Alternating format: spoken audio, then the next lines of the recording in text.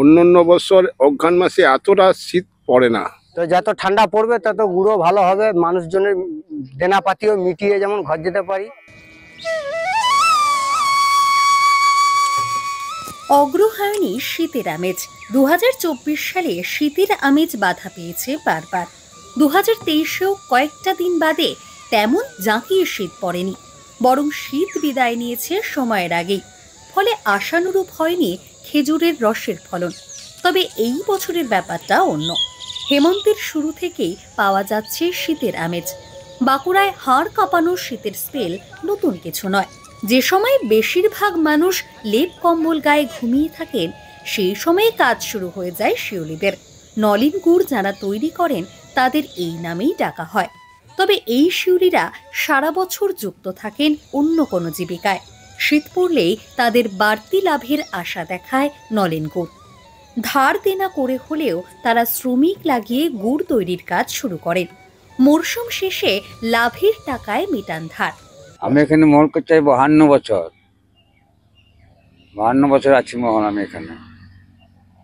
ওই তবে আমাদের টাকা পয়সা ঘর থেকে তো বেরোয় না, ওই 10 টাকা করে শতকরা 10 টাকা করে ইন্টারেস্টের টাকা নিয়ে মহল করি।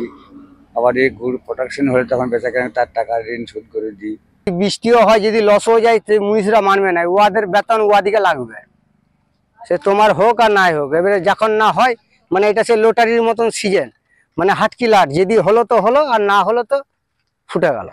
লেবার আছে 5 জন, লেবার আছে 5 জন, 5টা লেবার আছে বছরে।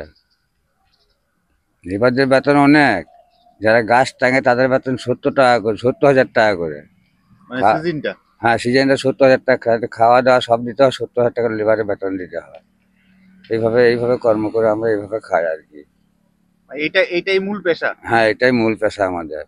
এটা প্রত্যেক বছরই করা হয়, প্রত্যেক বছরই এসব কাজ করি আমরা। এই যে গাছগুলো নিয়েছেন, এবারে কত গাছ নিয়েছেন? গাছ নিয়েছি 600। কি হিসাবে দেওয়া হয় মালিকদের? মালিকদিকে গাছ পিছু 2 কিলো করে গুড় লাগে। প্রত্যেক গাছের 2 কিলো, সিজনে 2 কিলো করে গুড় নেয় মালিকরা, যাদের গাছ তারা। তারপরে যা হয় আমাদের হয় এইসব নানা রকম করে। কিরকম রোজগার হয়? রোজগার মোটামুটি হয়, খারাপ হয় না, মোটামুটি হয়। খেজুর গাছে ছোট্ট খাঁচ কেটে ঝুলিয়ে দেওয়া হয় হাঁড়ি। সারা রাত খেজুর গাছের রস চুইয়ে পড়ে হাঁড়িতে। কাক ভরে শিউলিরা গাছ থেকে নামিয়ে নিয়ে আসেন হাঁড়ি। সেই রস ছাঁকনিতে ছেঁকে বিশাল পাত্রে শুরু হয় জাল দেওয়ার কাজ।